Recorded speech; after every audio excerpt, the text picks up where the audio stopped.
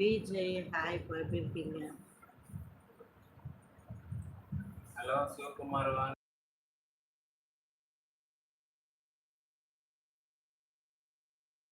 DJ Vijay hi.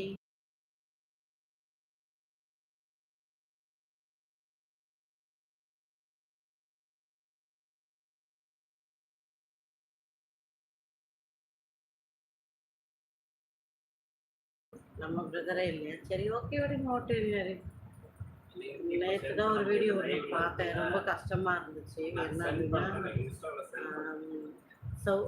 Saudi அரேபியாவுக்கு தான் அது மாதிரி ஆடு மேய்க்கிற வேலைக்கு போயிட்டு ஆந்திராவில் இருந்து போனவர் கடைசியில் அங்கே போயிட்டு தனியான ஒரு பாலைவனத்தில் விட்டுட்டாங்களாம். அவர் மட்டும் அவர்கிட்ட இங்கே சொல்லி கூட்டிகிட்டு போனது வந்து ஆடு மேய்க்க தான் சொல்லி கூட்டிகிட்டு போயிருக்காங்க. ஆடு வளர்த்துருக்காங்க. மொத்தமாக தோட்ட வேலை எல்லா வேலையும் சொல்லி தான் கூட்டிகிட்டு போயிருக்காங்க. அவருக்கும் சரி, ஓகே, தெரிஞ்ச வேலை தானேன்னு சொல்லி தான் போயிருக்காரு. கடைசியில் பார்த்தா அந்த இடத்துல அவரை தனியாக ஒரு பாலைவன தீவு மாதிரி இருக்குது. அந்த இடத்துல வந்து எதுவுமே இல்லை, ஃபேன் இல்லை, ஒன்றுமே இல்லை.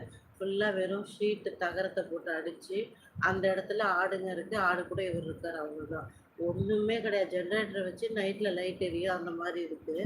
அதுவும் சில நேரம் ரிப்பேர். அவர் ரொம்ப அழுது கஷ்டப்பட்டு வீடியோ போட்டிருக்காரு. என் பேச்சை காப்பாற்றுங்க, குடும்பம் நல்லா இருக்கணும்னு சொல்லி தான் நான் இவ்வளோ தூரம் வேலைக்கு வந்தேன். என் நிலைமையாக இப்படி ஆயிடுச்சுன்னு தெரியல. இப்போ எனக்கு ஊருக்கும் போக முடியல, என்னால் இங்கே வேலையும் செய்ய முடியல.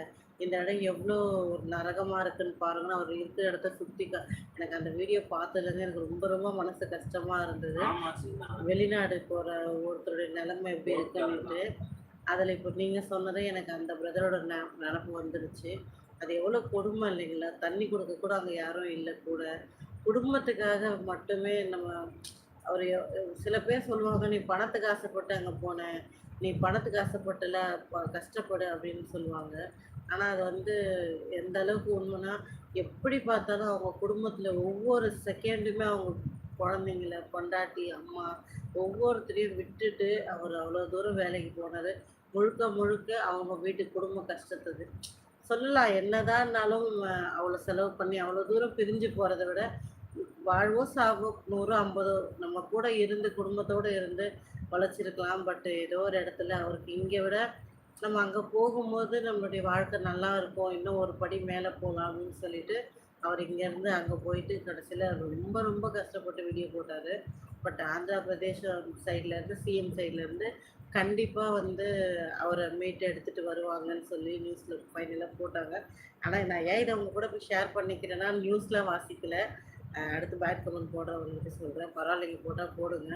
உண்மையிலே இப்போ சவுதின்னு சொன்ன உடனே எனக்கு அந்த பிரதர் சொன்னதே எனக்கு அந்த பிரதரோட ஞாபகம் வந்துருச்சு. எவ்வளோ கஷ்டமான ஒரு சூழல். தயவு செஞ்சு யாராக இருந்தாலும் எல்லாருக்குமே ரிக்வஸ்ட்டாக சொல்கிறேன்னா, ஒரு சவுதியோ அரேபியாவோ இல்லாட்டி வேறு எந்த ஸ்டேட்டாக இருக்கட்டும், வேறு மாதிரி கண்ட்ரியாக இருக்கட்டும், எங்கேயா இருந்தாலும் சொல்கிறேன், 1க்கு 10 தடவை நீங்கள் உங்களுடைய எல்லாத்தையுமே யோசிச்சுட்டு முடிவு பண்ணி போங்க. அவசரப்பட்டு எக்காரணத்தை கொண்டு போயிடாதீங்க. ஏன்னா இப்போ அந்த ஏஜென்ட் பார்த்தீங்கன்னா, அவர் இங்கேருந்து கூட்டிகிட்டு போகிறப்பே 2 லட்ச ரூபாய் வாங்கியிருக்காரு.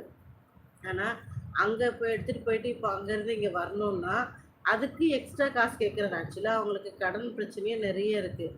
அவங்க அம்மாவாலேயோ இல்லை அவங்க மனைவியால் அவங்க குடும்பத்தால் கொடுக்க முடியாது. அதை தெரிஞ்சுக்கிட்டு காசு கொடுத்தா அவனை ரிட்டர்ன் கூட்டிகிட்டு வருவேன், இல்லைனா கூட்டிகிட்டு வர மாட்டேன் அப்படின்னு சொல்லி ஒரு மாதிரி ராம் அந்த மாதிரி ஒரு ரொம்ப ஸ்ட்ரிக்டாக எப்படி சொல்லுவாங்க, பிடிச்சு வச்சு பணைய கைதி மாதிரி நடத்துகிறாங்க. அது எவ்வளோ ஒரு தப்பு பாருங்கள். இன்றைக்கி இருக்க காலகட்டத்தில் நம்ம எவ்வளோ சுதந்திரமாக இருக்கோம். நினச்ச மாதிரி பொம்பளைங்களுக்கெல்லாம் கண்ட மெனிக்கு கமாண்டு போட்டுக்கிட்டு இருக்கானுங்க. ஆனால் சூழல் பாருங்கள், எவ்வளோ ஒரு நம்ம இவ்வளோ சுதந்திரமாக இன்னைக்கு இங்கே இருக்கிறோம். ஆனால் வந்து நம்மளே எப்படி சொல்லுவாங்க, அதை நம்ம இன்னைக்கு இவ்வளோ சுதந்திரமாக இருக்கிறத நம்ம இங்கே நினச்சிக்கிறோம். பட் ஆனால் அதையும் தாண்டி ஒரு சில ஜீவன்கள் எவ்வளோ கஷ்டப்படுற கொடுமையில் வாழ்ந்துட்டு தான் இருக்காங்க பாருங்கள். ஸோ நான் என்ன சொல்ல வரேன்னா, முடிஞ்ச வரைக்கும் உங்கள் லைஃப்பில் நீங்கள் எதனாலுமே கொஞ்சம் யோசித்து முடிவு பண்ணுங்கள். டக்குன்னு எந்த ஒரு முடிவுக்கும் வராதிங்க. லைஃப்பில் நம்ம இருந்தால் சுவர் இருந்தால் சித்திரம்னு சொல்லுவாங்க. நம்ம நல்லா இருந்தால் நம்ம குடும்பத்தை ரொம்ப நல்லா பார்த்துக்கலாம். அதனால் ஜாக்கிரதையாக முடிவு பண்ணுங்கள், கவனமாக இருங்க. எங்கே போகிறதா இருந்தாலும் சரி, எதை பண்ணுறாலும் கவனமாக இருங்க. ஒன்ஸு போயிட்டோன்னா ரிட்டன் வரவே முடியாது. சில இடத்துல இருந்து மீண்டு வரும்போது தான் தெரியும் அந்த உயிர் தப்புமா தப்பாதான்ட்டு.